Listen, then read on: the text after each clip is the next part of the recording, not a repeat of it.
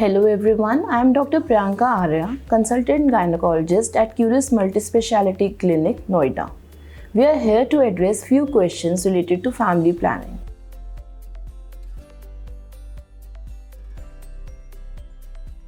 See, every pregnancy should be a choice decision and not a chance one. Hence lies the importance of family planning.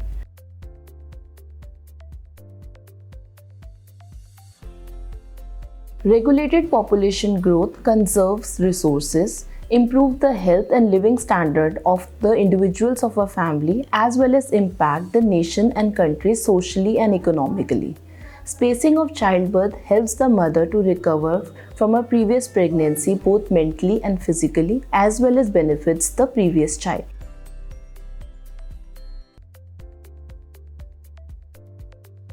Yes, men do have role in family planning.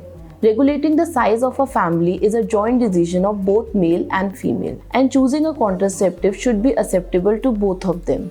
There are certain contraceptive methods which are to be applied or used by males only, like condoms, and certain permanent procedures like vasectomy.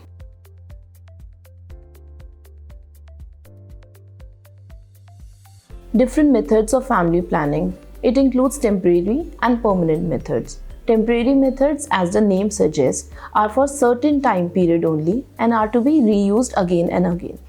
Permanent methods are a one-point method and comprises of surgical intervention.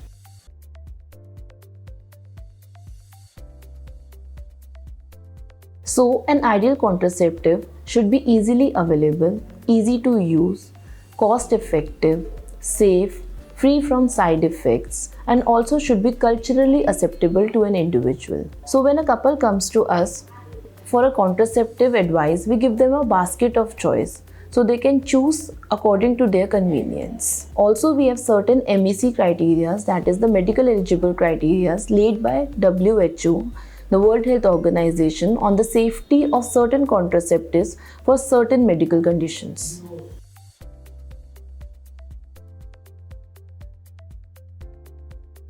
Fertility awareness refers to a set of practices used to determine the fertile and infertile periods in a woman's menstrual cycle. These methods can be used to avoid pregnancy or to achieve pregnancy or to monitor certain gynecological issues. Fertility awareness measures, also known as FAMs, it includes cervical mucus method, basal body temperature method, 2-day method, symptothermal method, and calendar-based methods. Coming on to the cervical mucus method, it involves recognizing the changes in the cervical mucus at the time of ovulation. During ovulation, the cervical mucus increases in amount, becomes thin and slippery, while after ovulation it becomes thicker and scantier. In basal body temperature method, we measure the basal body temperature of an individual, that is when the body is least active, that is just after getting up from the bed in the morning. So, during ovulation, there is a slight increase in the body temperature by 0.5 to 1 degree Fahrenheit and remains so throughout the menstrual cycle. So, the most fertile days are 2 to 3 days before the spike in temperature. In 2-day method, we see for the cervical mucus consistency on 2 days, day 1 and the next day, and we ask ourselves 2 questions. How is the mucus today and how it was yesterday? In calendar method, we divide the menstrual cycle of a female into fertile and non-fertile periods. So these methods are based on previous menstrual cycles, at least for 3 to 4 months.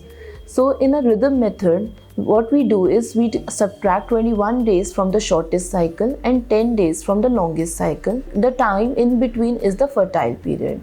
In a standard method, can be done only on patients or females who have regular menstrual cycles and the cycle lasts between 26 to 32 days. So the time period between 8 to 19 days in such cases is the fertile time. In order to avoid pregnancy, abstinence should be maintained in this period. Symptothermal method is a combination of 2 or 3 fertility methods.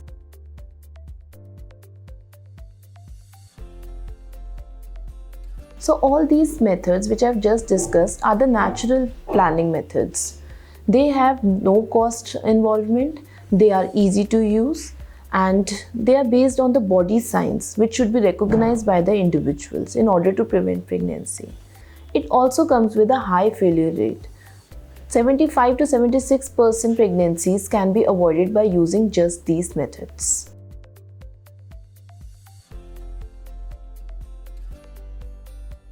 It requires commitment from both the individuals. To practice such method, we have to see for the body signs that comes during ovulation period. Long periods of abstinence is required during the fertile days. So there is a decrease in spontaneous intercourse activities. Also, it does not protect against sexually transmitted diseases.